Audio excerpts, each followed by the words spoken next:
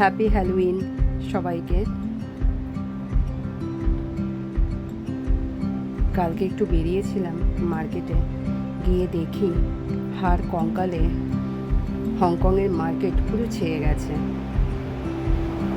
যা দেখলে রীতিমতো ভয় লাগবে।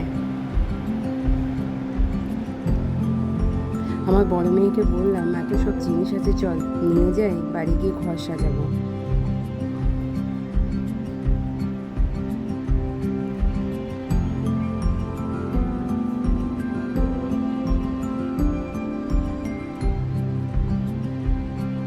প্রথমটা রাজি হয়েছিল নেবার জন্য,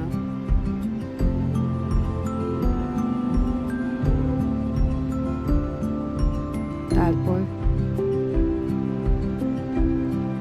এই হাতটা দেখুন কি ভয়ানক। এটা দেখার পর বলছে, মা আর আমি কিছু নেব না, বাড়ি চলো। সত্যি বলতে এটা দেখে না আমারও খুব ভয় লাগছিল।